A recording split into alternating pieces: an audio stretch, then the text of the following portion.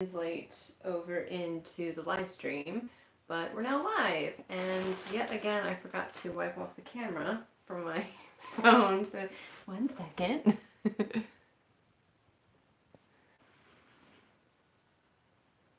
All right. So, welcome to the stream.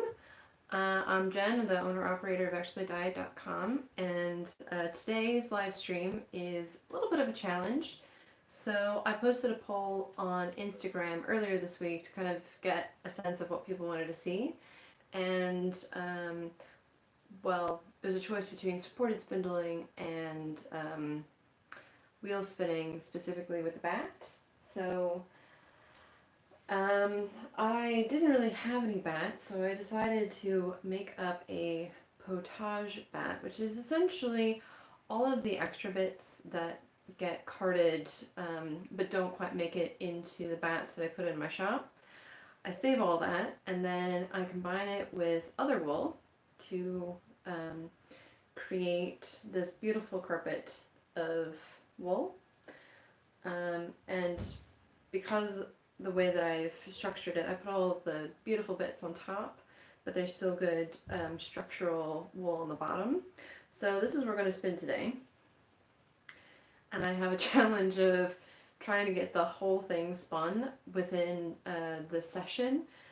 Now, I've already done one this morning, so I was filming a little bit for practicing making like process videos, like, you know, the one that I posted earlier this week. I sort of showed you the introduction to my hand spun sweater project, and it was like about less than 3 minutes, and so I'll use that content for the finished version of that video when I'm completely done with the project. But it was kind of fun to do like that update, but it also taught me a lot about how to use my software, because I switched to a free version of video editing software rather than a paid one because I couldn't afford to pay for the renewal. So while I was doing that, I thought, well, I'll just make a bat and film all the process I go through to make one type of bat. And then I spun that up so that I could show you guys today kind of what the goal is. Hopefully you can see that. Okay, so Sonia has asked if it is economically viable for me to ship bats to the US. The answer is sort of yes. So one of the things that I'm trying to do is have more products that are UK origin going to the States, so stuff that you can't find in the States. Then there's also my shop. And in terms of shipping, if you purchase, I think it's a quantity weight. So if you purchase something like 3 pounds worth of wool, then it's automatically free shipping. But with me being an independent, I can decide when I'm going to just offer free shipping. So I might put out a free shipping coupon for orders over a specific amount. I've kind of revisited this now that I've decided I'm not going to open up my Etsy shop for a while. I'm not gonna, you know, close it permanently, but I'm gonna see sort of like how things play out over the next 6 months maybe. And at least while it's there, it will serve as a redirect. So if anyone remembers my shop or has bought from me in the past, they'll see, oh, well, I'll just go to the website. So I think actually someone did that earlier this week, which I very much appreciate.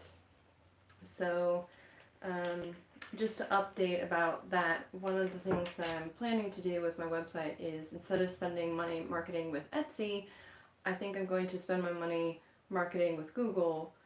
So I set up a Google business page, and already I've gotten a lot of views from the local Leicestershire area. So it might take a little while, but I'm hoping that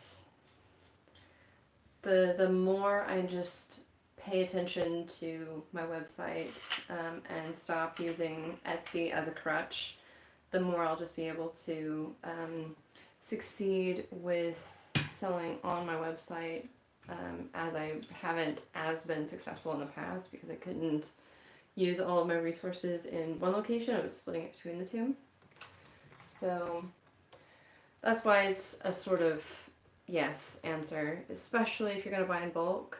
And if there's ever a thing like, oh, I want to buy a bunch of things, but I'm curious about the shipping, you can always email me, and I'm happy to reserve something until you figure out like what will work on your end. And I don't want to overcharge. So what I have listed on my website is what the post office actually charges me.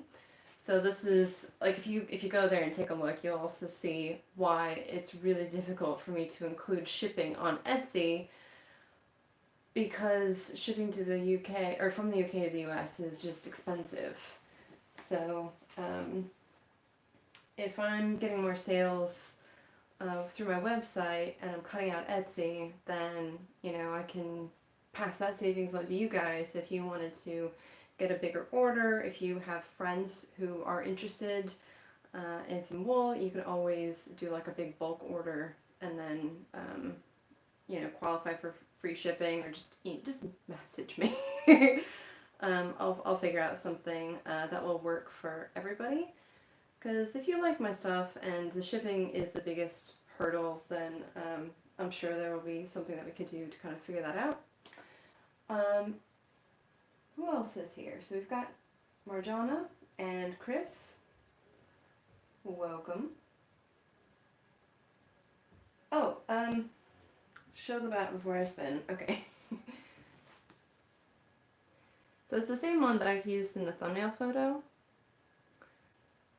And this is really just a mixture of whatever I had in my stash.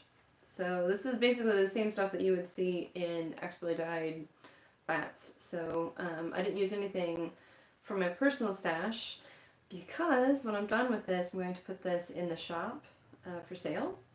So if anyone would be interested in the yarn, it will be up there at some point. And I'm trying to think what else I put in here. So there's, I think it's merino, Tussa silk, and we've got some, what is this? We've got some bamboo, and yak down, some bio nylon, which is actually 100% biodegradable. So I've tried to opt for more products that are sustainable in terms of their production and sourcing, but also in terms of how we dispose of them. So inevitably, you're going to wash this stuff, and all those little fibers going down the drain, I would rather them be little bits of wool or silk rather than plastic. So there's that, and then I've got like some silk noil, I think alpaca, Angelina, some mulberry silk. Yeah, so it's pretty much a lot of the kitchen sink idea. Everything got thrown in there. I also think this had some bits of camel down, so it's going to be really, really soft. So, as I promised in my description below, I wanted to show you a really, really easy way to make art yarn. So I know I've got a video on my channel from, I think, 2012, maybe 13, where I describe making art yarn with a bat and a drop spindle. But basically, you see that there's already a lot of texture here, and I've just pulled off a strip. And this is pretty standard for me whenever I spin a bat. But basically, I just pull off the piece that I want to work with, and if you wanted to, you could actually pull them all into strips, and then you can spin it sequentially from left to right, or you can spin it alternating left and right strips, and then meeting in the middle, or you could pre-draft everything so you had all of this bat basically pulled into a roving so that you could just set up the wheel and go. Personally, I like to do the strips because sometimes as I'm watching this yarn pile up here, I make a decision, and then if I've pre-drafted it all one way, then I can't change it. So, yeah. What else here?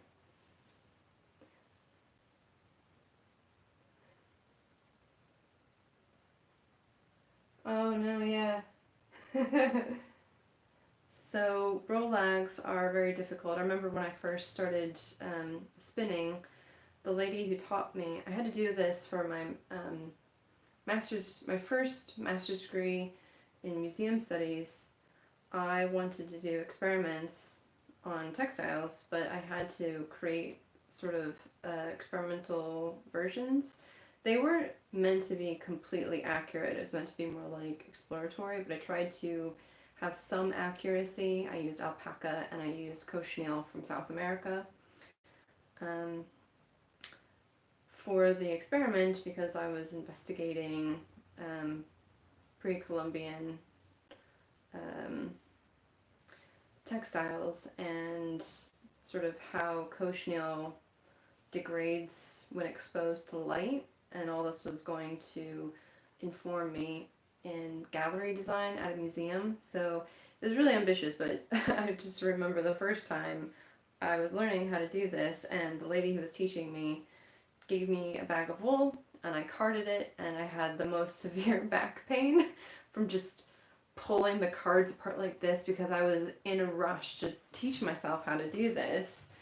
So I only had 6 months to run the experiment and write the dissertation, and then send it to the UK because I was actually living in the States doing this program abroad. So I was a distance learner student. So I did that in addition to working full time. So it was really nice that I could take some time from my work to go and check up on experiments during my workday when possible. So this yarn that I spun before, if you want it like this, let me know. I can keep it as a single, or I could ply on itself. It'd be a nice bulky yarn, or I could ply it with a thinner yarn yet to be spun. But if you want to see this like this, post in the comments, and I might just skein this up and give it a wash, or I could just continue plying it somehow and then putting that in the shop. So this is what it would kind of look like if I applied it.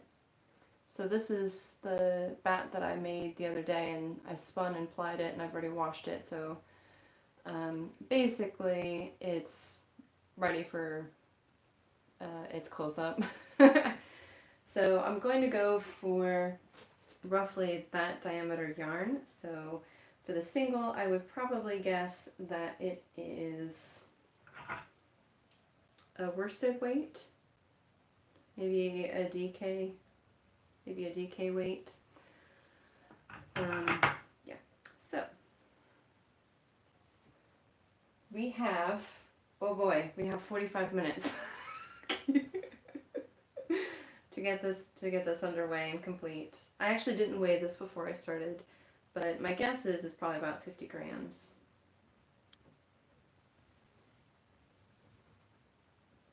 It is a big amount of fiber. Alright, so just kind of getting things started here. Yeah,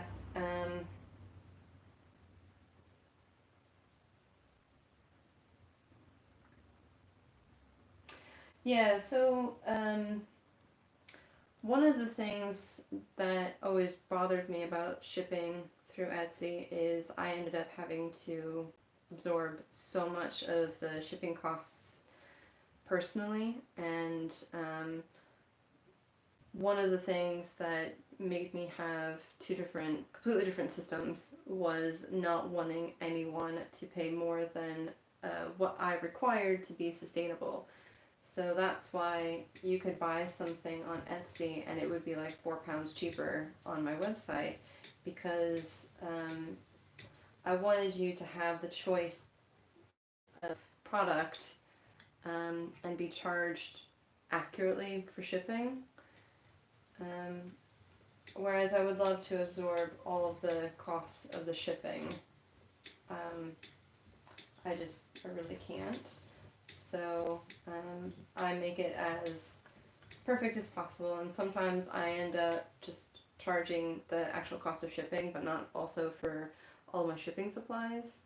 So, you know, I've been on a tight budget and wanting to have lots of pretty things to spin. So trying to get to that Goldilocks version where we're all getting basically what we want in a sustainable way. Because I'd rather there be full transparency in how much the goods are costing you than how I had to do it for Etsy. So I'm just going slowly while I'm establishing my gauge here to start. And I don't know if you can really see that. Can you see that okay? I actually don't know how large the drum is on my drum carder. I've got a kitten carder from, I think it's Blue Mountain Crafts. It's been so long. But if you look up kitten drum carder on Google, I'm sure you'll find the website, because I looked recently thinking I might get the larger one, which is, I think they call it the Tom Carter. But yeah, that was a bit of a fantasy. I just wanted to make bigger bats, basically. And I was thinking, oh, well, it would also be nice if I could make bigger bats, but also chunkier bats. So if you really like having texture, that would also help me, because then I could just buy an extra drum and then make bigger bats, but also have ones that are more easy to spin like this one is, or ones that are more chunky and textured, so that if you want to really amp up your art yarn, then you would easily be able to do so. So I'm not trying to be really precise on the gauge here. I just want to get a little bit closer in that kind of worsted weight range. South Australia, wow, welcome Natalie. I can't imagine what time it is for you.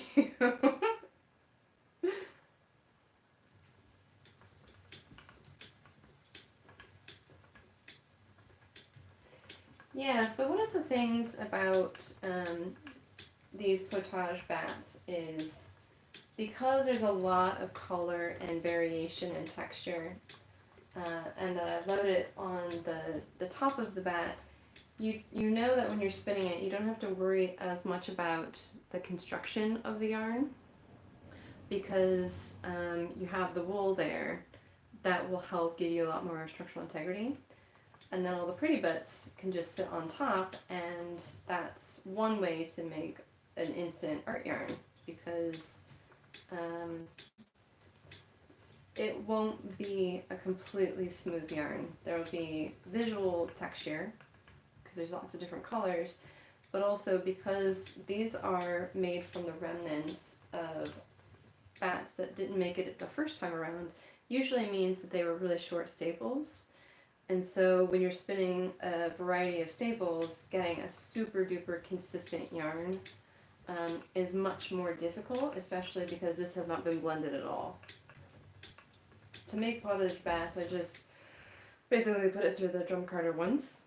So I layer everything on the way that I want, and then I finish it off with all of those lovely bits like you saw here. So I finish it off with all this stuff, but I always lay down about 50% of every pottage bat is laid down with quality wool, so that the yarn that you spin with it is still usable, right? Not just pretty.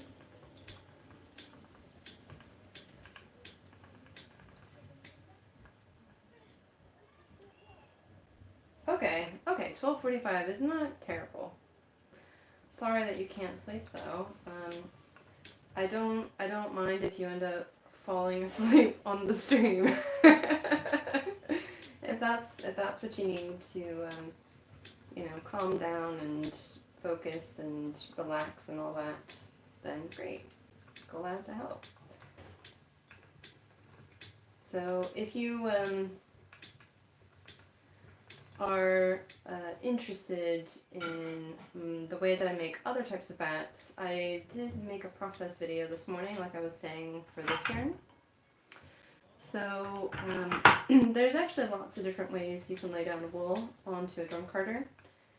And the way that I did the pottage bat is I just lay down the wool that I want as the base, and then I start just building up different colors, and when I reach about that halfway point I start laying down more interesting fibers, mainly stuff that I pull from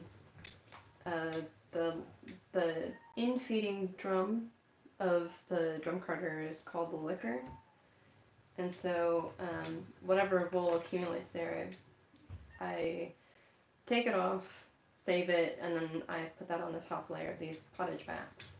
But I've also devised a few other ways of making bats for different types of spinners. So if you just want something that is really pretty and you can just spin it with lots of texture, then a pottage bat might be for you. If you want to have something that is really well blended, any of my normal smooth bats or my wild bats will be good for just creating very smooth, consistent yarns. One of the things about the sorry if you can hear Layla, she can hear me in here talking and she's howling at the door. So one of the things about the wild bats is they often are carded in strips laying on their side, whereas my smooth bats, I lay them upwards. I'm sure this totally makes sense. Anyway, needless to say, I've devised two different ways to create these types of bats that produce a really nice yarn at the end, but the way that I do the wild bats highlights more of the textures and the color variation than my smooth bats, which if you're wanting to make something that is more subdued, that the yarn that you make with one of the smooth bats, you'll get kind of like this really subtle, almost like hand-dyed look, whereas the wild bats you are going to get more color changes, generally speaking, because sometimes the variations in the colors are more subtle, but by just altering the method in which I lay down the wool onto the drum can impact the way that the resulting yarn looks.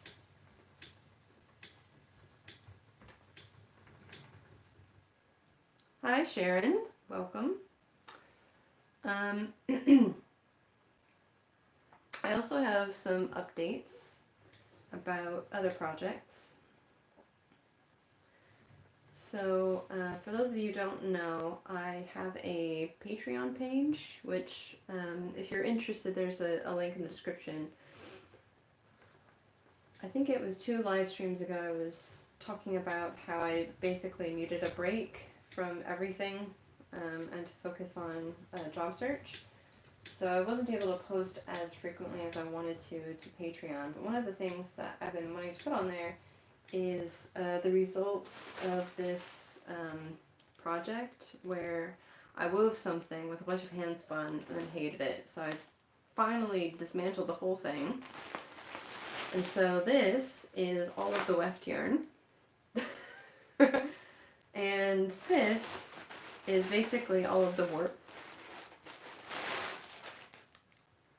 And my plan is to use this again as warp yarn, but I'll probably use something else, like maybe I'll make some bats in different colors, spin them up, and then weave a scarf or something with this. These have all been cut to about, I don't know, 80 inches or something. So I really can't use them for much. I probably could, but I think I'll just use them again as warp. But this, I thought I'd share. This was 204 grams and 1,136 yards. So I posted this back, I think, at the beginning of March, and then I never said how much the yardage was. So if anyone was curious, those are the numbers. And so yeah, on Patreon I'm hoping to put more fun content where I will be able to give people shout outs during live streams or during videos for whenever you guys make really helpful suggestions or you come up with really cool ideas, or just, you know, to say specifically thank you for whatever contribution you've made for the topic. So feel free to check that out. I'm really terrible at marketing this, so I apologize. Yeah.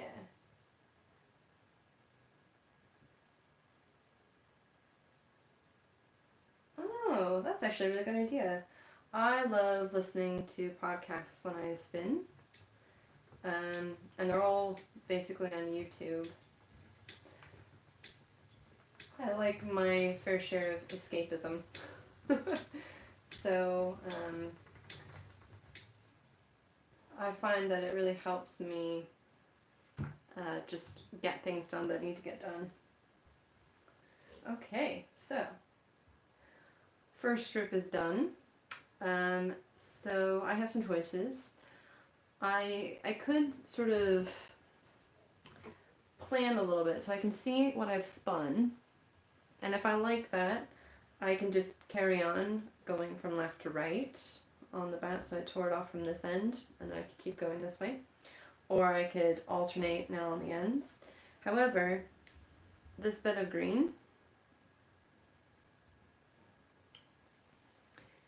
I've already got some green here, so I want to kind of spread it out a little bit more. So this spot doesn't have as much green, so I'm going to pull this bit next. There is some green there, it's just there isn't as much. So yeah, there's the strip. And before, when I was saying there's two ways that I do my smooth bats. One way is if I take this and just spread it out like this, and then I lay this flat on the drum carder and it goes in. That's one way to make a smooth bat. Another way is if I kind of turn it on its side, like this. So I pull it this way and lay it on its side. And if I put it in that way, I can actually retain some of these color changes. So in the first pass, whenever I'm constructing a bat, I can actually take into consideration how I want these stripes to look. So if I want something that has a really bold pattern, I might have more distinct color changes and texture changes. Or if I wanted something that was a bit more subtle, then I might not spend so much time trying to lay down the wool in wide patches, so that the end result when I card it, it won't, for the second pass, I mean, it won't be as distinct. If you ever wondered how I've done gradient bats, I basically follow the same principle. They are a bit of a challenge to create, which is why I don't create them as often. They take a long time to make, and I don't charge any more for them. But you have to really pay attention to the placement of your colors on the drum carder, and you also have to know, like if you're going to do a gradient of 3 colors, right? So you basically have to put down enough wool for the first layer, and then the second layer and the third layer, so you have kind of like an even gradient from one color to the second color to the third color. You can make it asymmetrical, but I feel like more people might be interested in gradients that are consistent sections. So yeah, that would be my preferred way of doing a gradient. So I just put all the color down of one band, and then I switch to the next color and put all that down.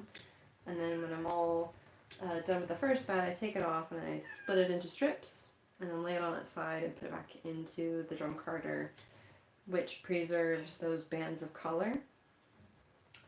If this doesn't make sense, I'll show you in a future video. Now that I have my sort of crafting zone set up, it's a little tight, but I did succeed in getting the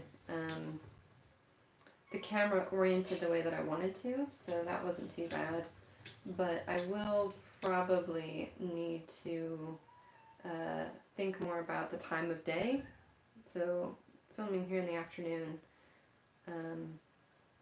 it's been much nicer in terms of lighting than when I was filming this morning, because the way that we're faced, you get the afternoon sun but not the morning sun.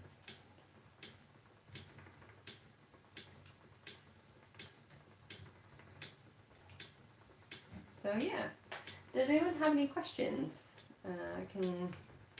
I can multitask a little bit here.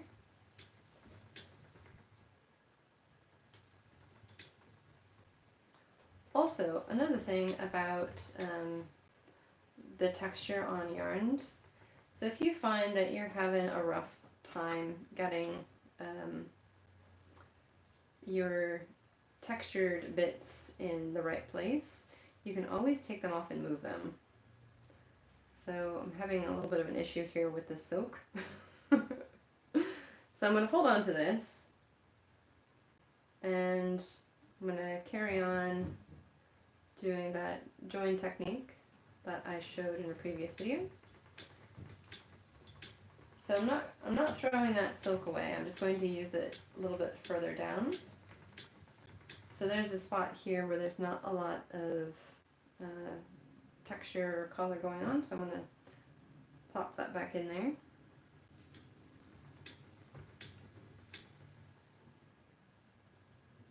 Smooth that out a little bit. And now where it was just purple, I've added in that silk with a little bit of yak down. So happier with it being placed there. Wasn't paying attention to how it was building up here. I thought it was on the last rung and it wasn't. Okay.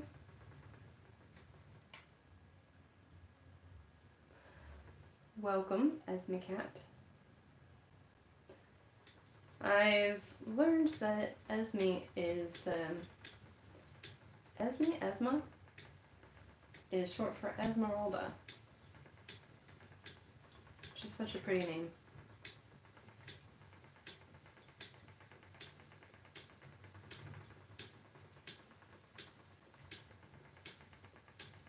And my wheel is being really quiet today, so before the stream today I saw all the dust on the wheel, and on the Kromsky there are pins that basically hold the drive wheel in place. So it was starting to make a clacking noise because as you're working the wheel and it's gently rotating, it kind of moves a little bit in its placement. So I've now fixed that. So sorry if anyone noticed that during the last live stream. Yeah, it's all fixed. Now, one thing that's really, really embarrassing, but I'm pretty sure I'm not alone, my wheel is impressively dusty. I did sort of the quick wipe down before the stream today, but I know that it wasn't enough. So if you are interested in maybe the next live stream or a future live stream where I dismantle my wheel and give it a good clean, it's probably about that time anyway, because I think I put it together about this time 2 years ago. And generally I like to clean it really, really well, re-oil everything once a year. So if it's been about 2 years, it's definitely time for maintenance. And it's also, if you are using your wheel a lot, which I end up using my wheel daily, then it's like any kind of maintenance, like a tool, a vehicle, a sewing machine, you name it. So if there's anything that I can spot now that I can fix before it becomes a problem, then I can address the issue before it gets really, really pricey.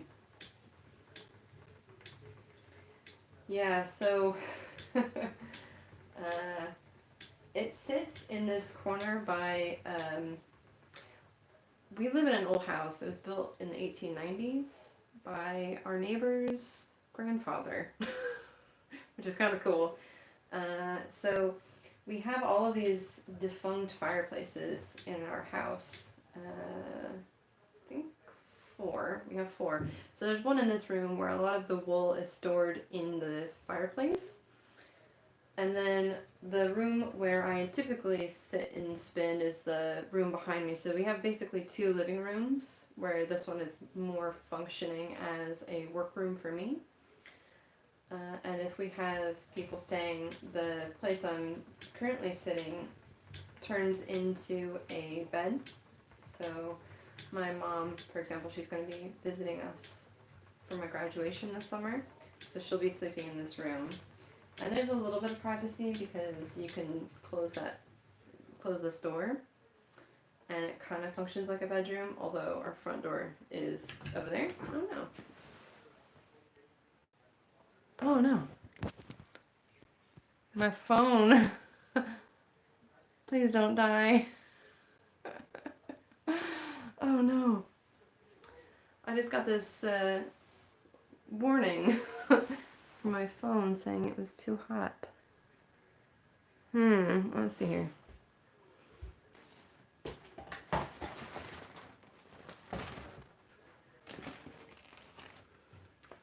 I've kind of put something behind it. Hopefully that'll help. Oh, yeah, it is really warm. I'm really sorry if the stream just dies again. I have a very old phone, and this room is now really warm. Ugh. Oh no. We'll just carry on. Oh. Oh man. Is everything okay on the stream? It's a little bit delayed with my phone right now, and there's not really anything I can do about this. Oh, I just hope the phone cools down a little bit. It's, I think a Galaxy S6? 7? S6 maybe? Okay. So I've completely forgotten what exactly I was saying, but if you are interested in watching me clean up the Kromsky minstrel, then let me know.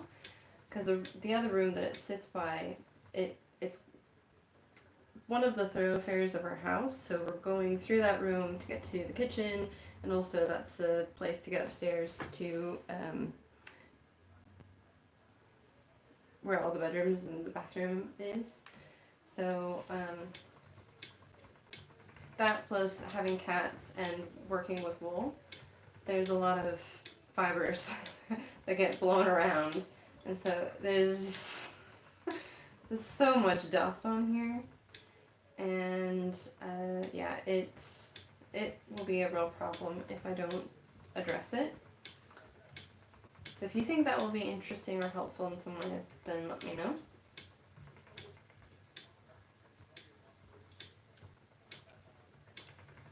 Okay, so the stream is looking good.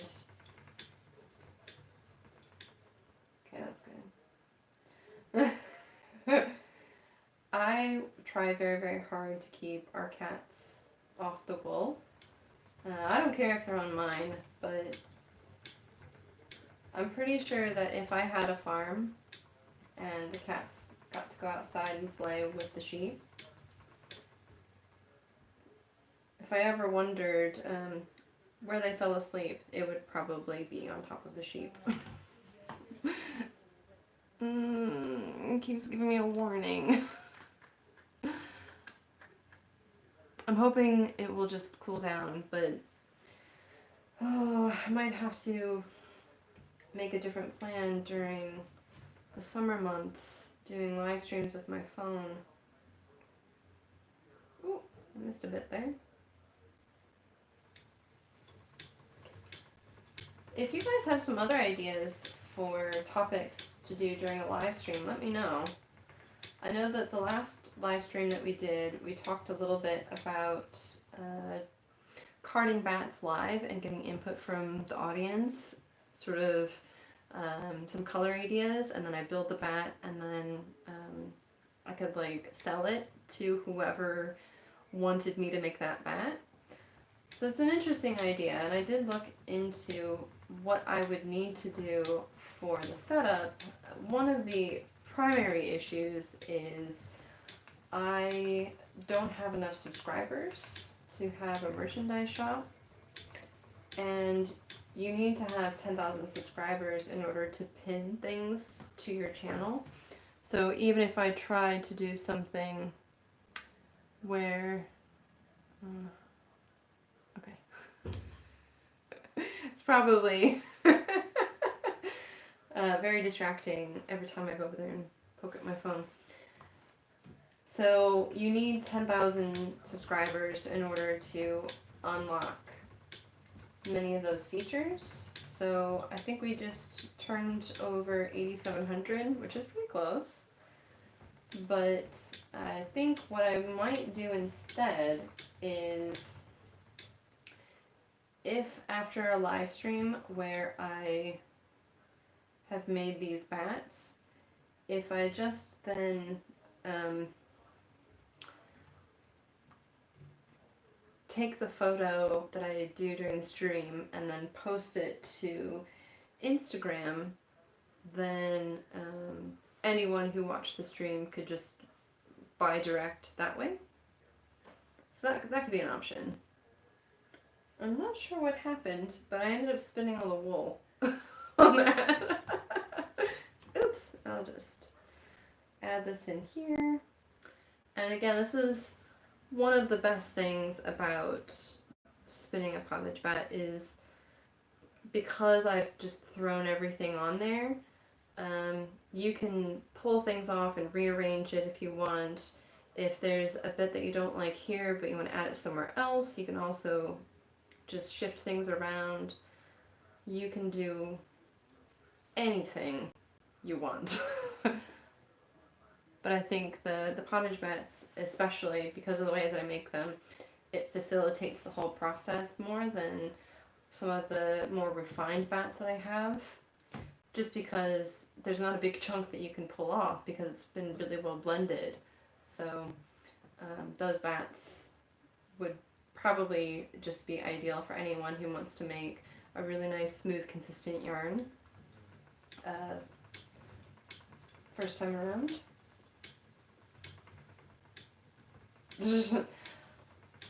Well, the other reason why Layla is not allowed around the wool is she has, she probably has pica or pica. It's basically when cats suckle things or they eat things which aren't food, and she's really bad about it. So she will put wool in her mouth.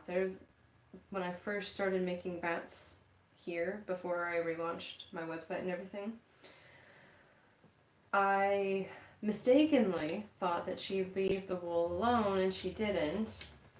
And so I came in just to find her her feet sort of like kneading the wool, and then her mouth where she had just like almost eaten a whole bunch of the wool at the same time. So I was like, okay. So all wool gets stored in totes just to keep it safe, because I don't always have time to photograph right away, but I have to do the same thing with my own wool. So whenever you see me using these bags, some of these bags I've had for 10 years. Sometimes I get them sent from other purchases, so I just keep using them again and again, but they are Layla proof.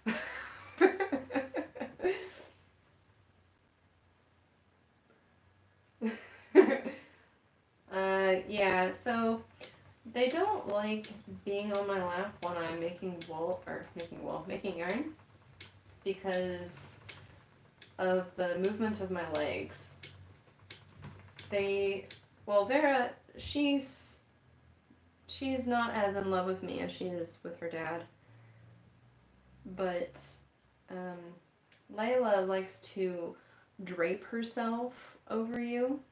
So if one leg is moving differently than the other leg, then she doesn't like it.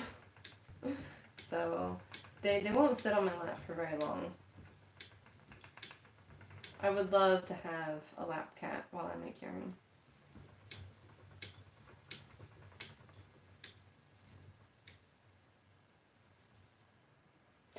Oh yeah, I did see your email, Sonia, about the squeaking.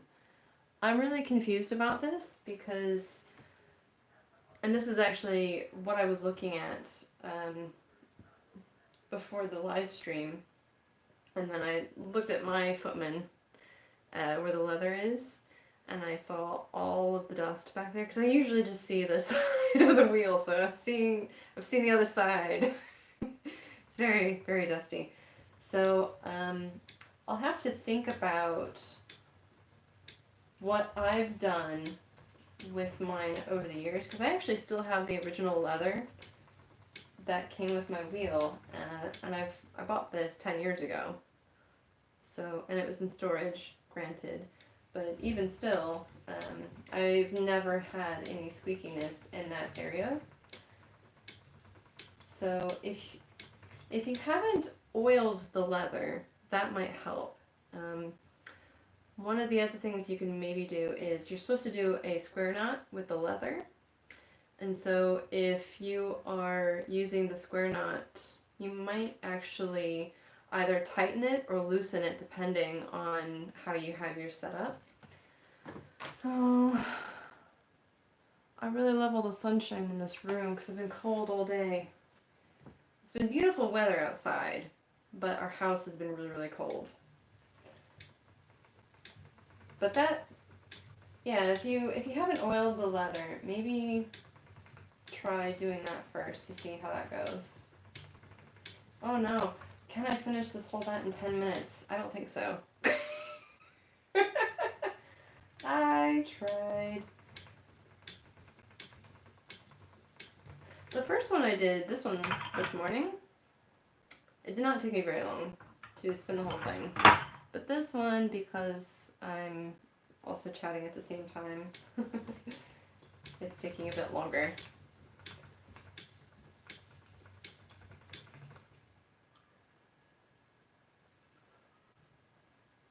Your kids like to kill the yarn.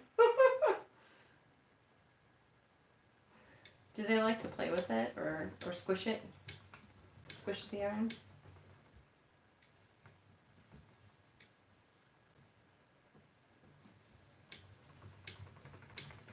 Oh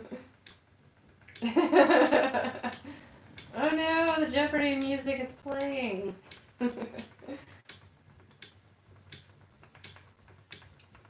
Oh, I've also listed some new bats on the site, on my website.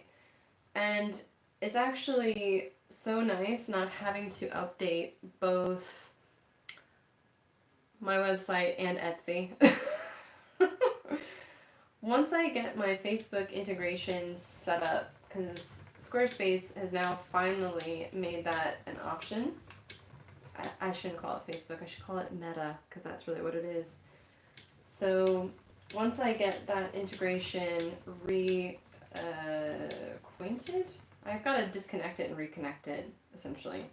But once I do, then the contents of Squarespace, where I'm hosting expertlydied.com, will update on both Facebook and Instagram. So I pretty much only have to do it once, and now it'll integrate everywhere. Whereas before, I was updating Etsy and my website and Facebook and Instagram. So that was a lot to manage, and it's part of the reason why the Instagram shopping, well, the Instagram and Facebook shopping is so out of date and not updated at all. So again, another reason to not use Etsy, because now everything being integrated with my website will make things a lot easier for me. But in the meantime, I'm just making sure that the website is updated. So I still have some of the supported spindles from previous episodes. Previous episodes? When I talked about it in previous live streams.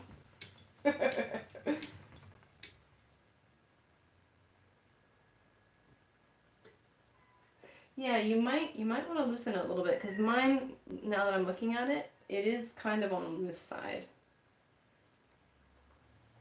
So basically, when you tie it down to the pedal, the treadle, that's tight. But then the knot that goes over the top, that makes the box part of the box knot, there's a little bit of gap there. So that might be helpful. Also, just oiling it might help. And I'm really hoping that this isn't damaging my phone. It already refuses to hold a charge for very long, so I might be getting another replacement for the phone that's on its last leg. I don't like having to buy new technology all the time, because I'm really aware of e-waste, but at the same time, I don't have professional help with getting everything set up with my camera, my good 4K camera. So I just need this setup to work.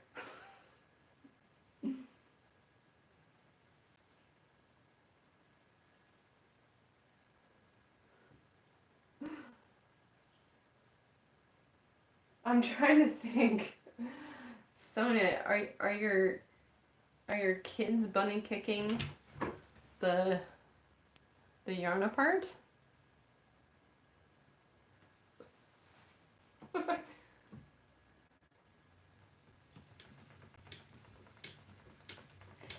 If I can get my camera down there to show you what my setup looks like, you might be able to compare it to yours.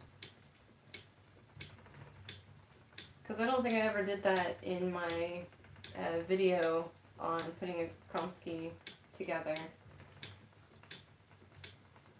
So having that posted might be a useful addendum to the original video.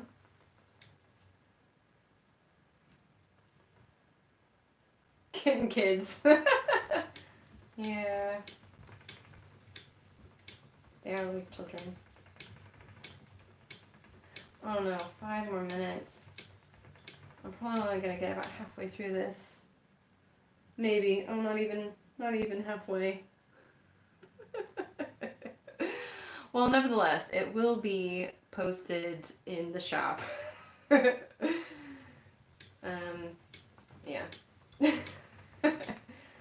I don't know if it would be a really good weaving yarn, but it would be great for knitting, and if you wanted to use it for the weft, I think it'd be good for that. Lots of color and texture. I have been very stubborn and used yarns like this for the warp, but I've also had to handle it very delicately because it will abrade really, really quickly. So I've used sort of the dent of the rigid hull to hold all of the yarns and to raise and lower the sheds, but I've also used like the pickup stick to beat the weft into place, and I sort of do it in a 2-stage process where I put the yarn in and I beat it down into place, and then I change the sheds, and then I beat it down once more, because also that moving back and forth of the warp, or sorry, of the weft while you're beating in between the shed changes can actually cause a lot of abrasion too. Hopefully that makes sense. I remember thinking to myself when I first started weaving, because I didn't actually take up weaving until much later. So I failed at this weaving project. I was going to use a silk single to be my warp, and when it started to fall apart, I think I had woven about this much on the bottom, and the warp threads were already starting to show signs of abrasion. I was like, oh, that's because all warp yarns need to be plied, and that was obviously a wrong thing to assume. But I was still very new and didn't understand how all of the parameters of weaving related to the yarn. So don't be afraid to weave with singles, basically. Oh man.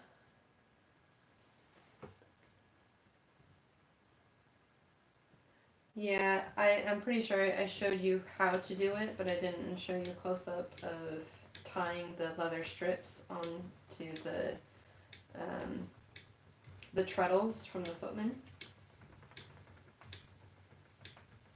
Yeah, I will show you a close-up of the bobbin before I head out.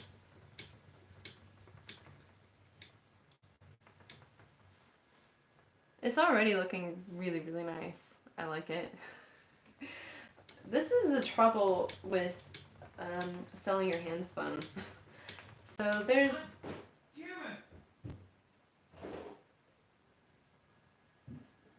Sorry. Something must have happened in the front room, or the middle room. So, what was I saying?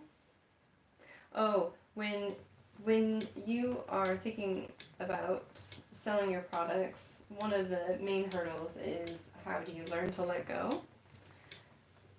There will always be people out there who are those who buy wool that's been dyed and carded by other people, and they spin it themselves and craft with it. And then there are people like me, kind of like on the other end of that extreme, that just sort of does everything from scratch, including all the dyeing, all the processing, all the spinning. And I have also made knitted stuff with my hand spun for sale. And I find that it's really, really helpful to begin by saying, I'm going to make a bat that will be spun and then put in the shop. Or if I ever make anything, and I think, oh, but it's so pretty, I don't want to sell it.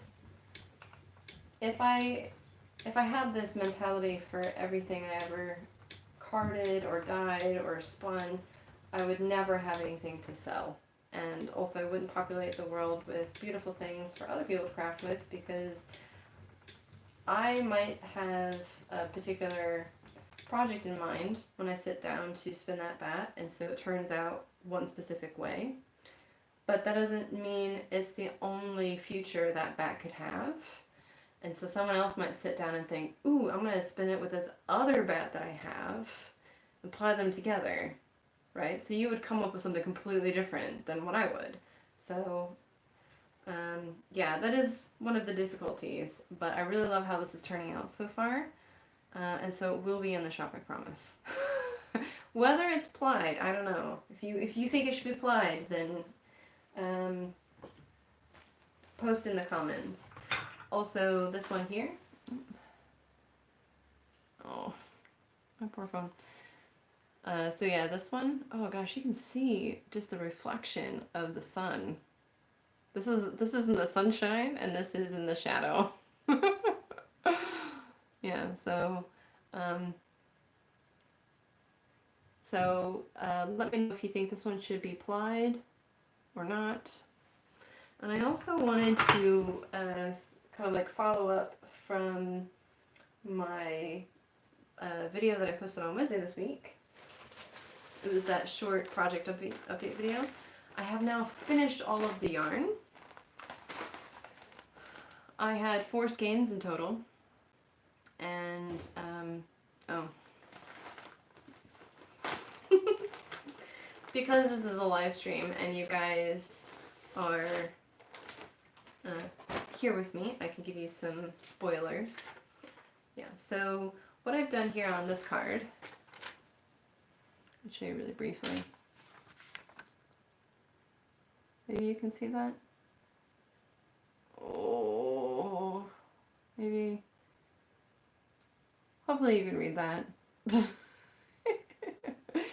So what this is, I have the skein, the number of yards, how many grams it is, and then I have divided the yards by the grams to figure out how many yards per gram I have. And I use this here, that calculation. It's really simple math, basically.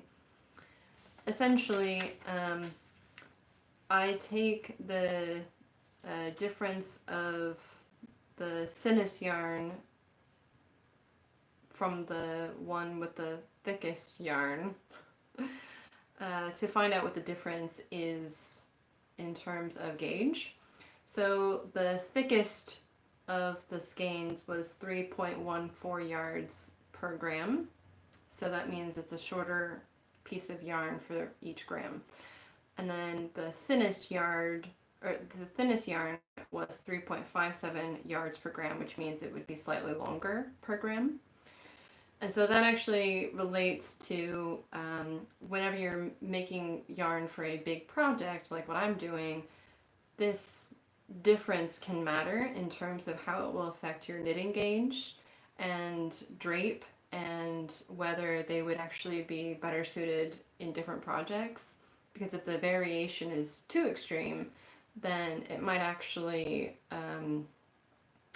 not sit quite the same way. It might not have the same structure it should have. But I was really pleased that despite the fact that 2 of the skeins I spun earlier last year, about this time last year, and then the other 2 skeins I spun early this year, that variance was only 0.43 yards per gram. So basically, if we're talking about a noticeable difference, this would be completely negligible in my project. So I don't have to worry about alternating which skein I'm going to use for this part of it. Like if I wanted to use one skein maybe more for the body part and a different skein for the arms. So because they are pretty much identical in terms of gauge, then I could use them anywhere and no one would ever notice, and it wouldn't structurally behave differently. However, this is why it's really important to consistently check back with your original skeins. If you're making a big project and you want to have a lot of yardage for that project, and you want to keep it all the same gauge because you're going to be making a garment from it, for example, then you can't keep checking back to the last one you spun. You always have to check back to your original. So if that's like this here, I've used this in the past to keep a sample bit of yarn to refer back to while I'm spinning. But because I spin so many different things, this isn't as useful as it once was. Yeah, so yeah, that was supposed to serve for that purpose. So this one, there's 4 skeins, and because I didn't keep track of the original skein, I kept track of only an approximate gauge. So they vary by, the thinnest one is 6.8 yards per gram, and the thickest one is 4.5 yards per gram. So that's a difference of 2.3 yards per gram between the thinnest and the thickest of the yarns. But to look at it, if I can, oh dear. Let's see here. Yes, if you see, this gauge is actually pretty consistent outwardly. Oops, everything's falling apart.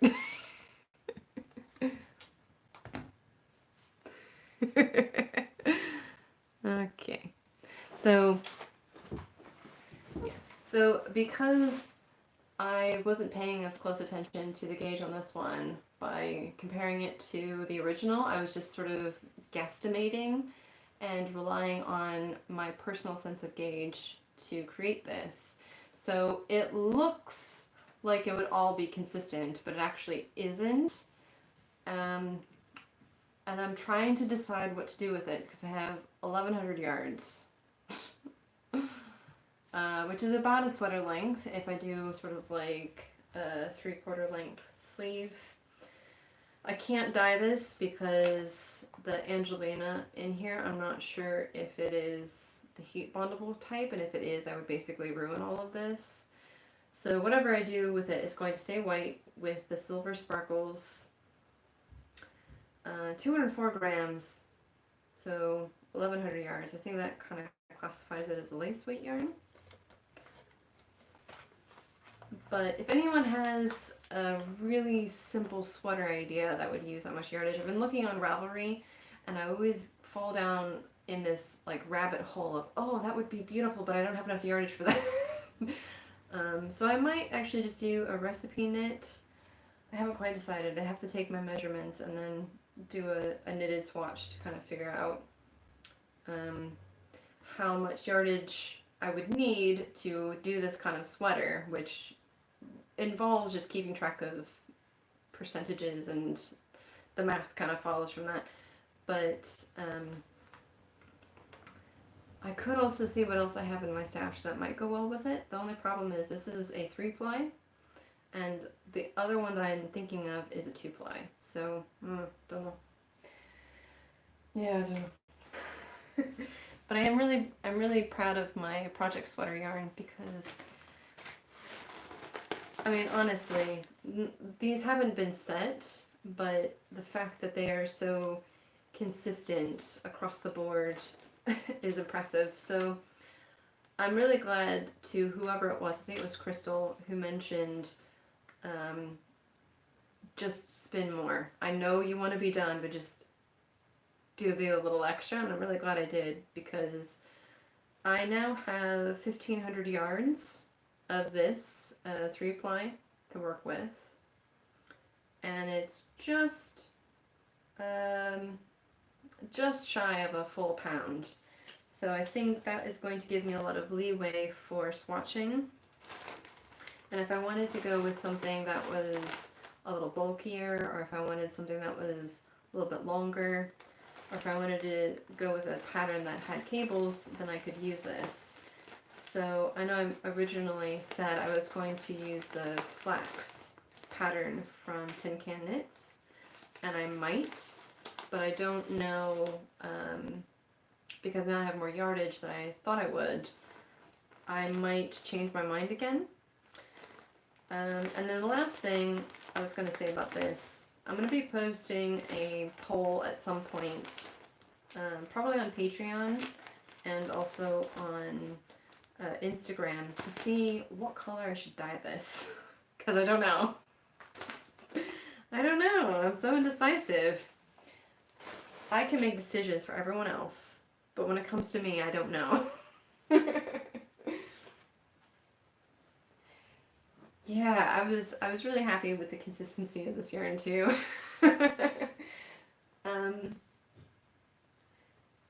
Yeah. I don't really think it'll matter too much if I knit a 2-ply with a 3-ply. It's more just from the visual texture component of designing a sweater. The 2-ply will look different in the knitted fabric than a 3-ply. So what I could do, oh, I've got a bunch of flour on me. I was baking earlier. Yeah, so I might just do a swatch of the two yarns side by side to kind of see how I like that. And if I like it, I might just do a project involving both of them. But yeah, so let's take a look at this finished, well, it's not quite finished, sort of finished.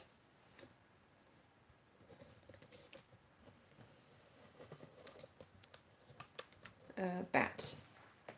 We'll finish the rest of this off camera. Can you see that okay?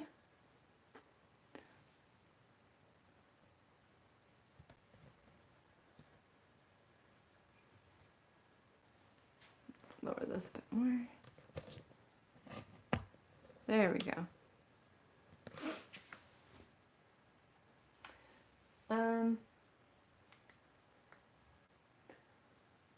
Oh wow, that's quite a project.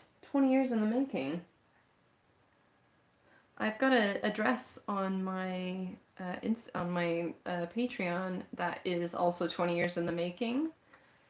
So if you want to see what I'm going to be graduating in, head over there. I love a square neck. They're so perfect for most, like if you don't feel like you look flattering in most shapes, a square neckline just makes every woman look more feminine.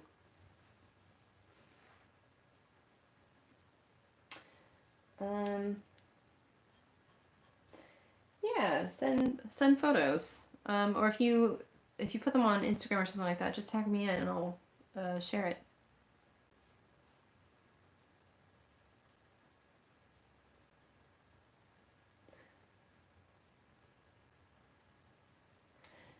Yeah, I think that I love V-neck sweaters for men too, but I haven't actually ever seen a square neck for men. But yeah, I can see how a square neckline could be slightly masculine just by the nature of the shape. Anyway, so that's the yarn. I'm completely washed out. Hopefully you can see how that Pottage Batt is turning out. And what's really interesting is this one wasn't a Pottage Batt, but it looks very similar. So yeah, there's a lot of variation there. I was pretty good about getting it to that worsted weight, so yeah.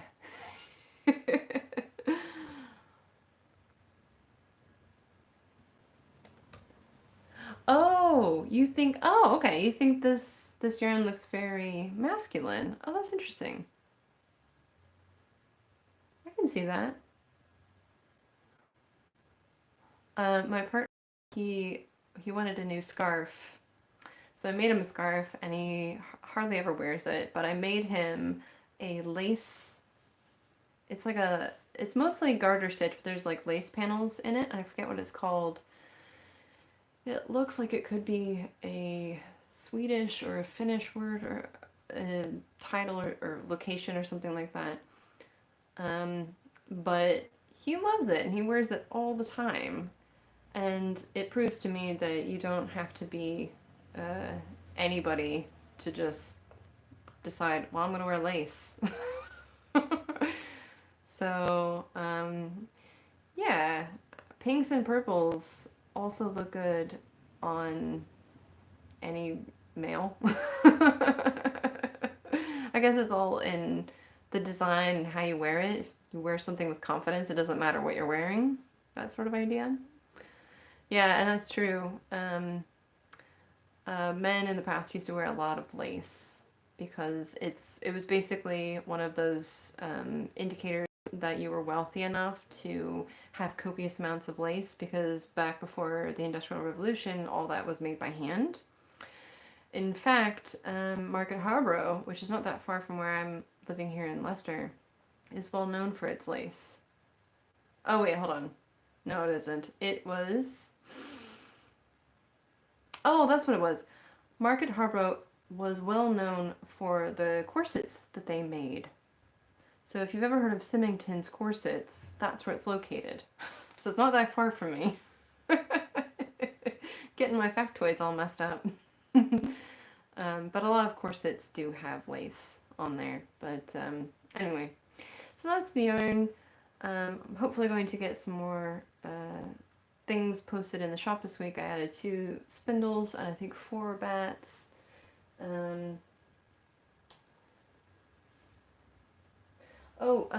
Pottage is basically it's basically a type of soup or like a stew that was often made by the lower classes in the medieval world.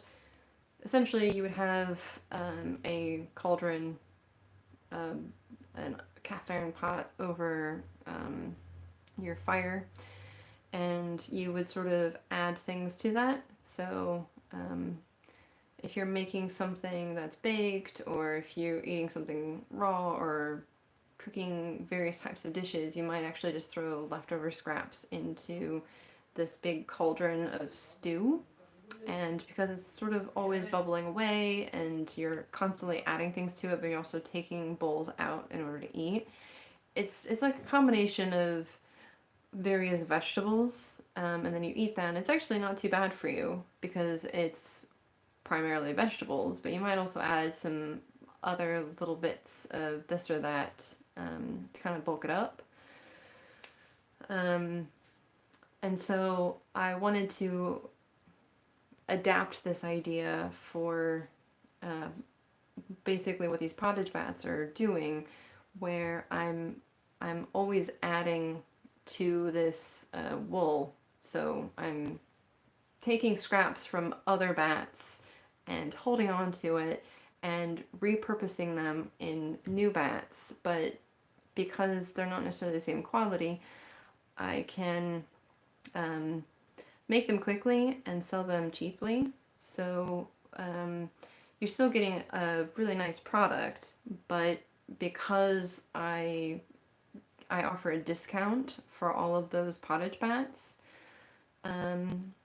because I know that some of the wool may not be, perfect. if that makes sense. I try to use the best wool for all of my normal bats, and this is sort of like the cast off bits, but they're still really quite usable.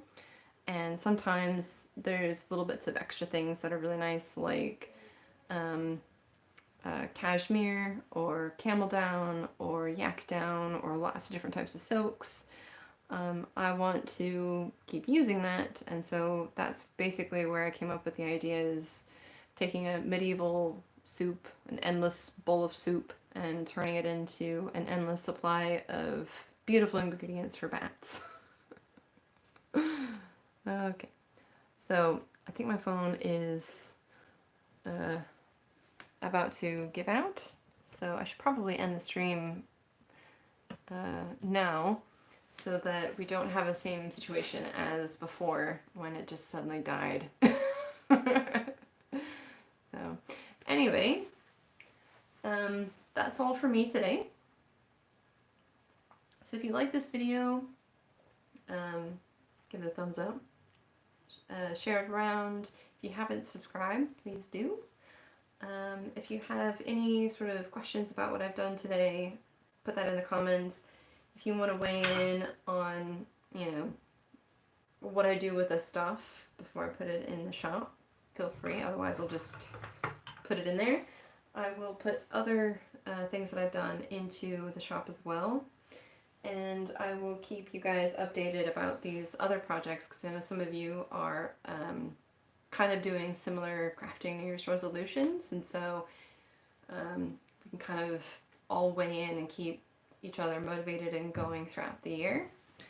So yeah, anyway, thank you guys so much for watching. Have a fantastic Sunday, and I will hopefully see you before next Sunday, but if not, I will hopefully see you Sunday.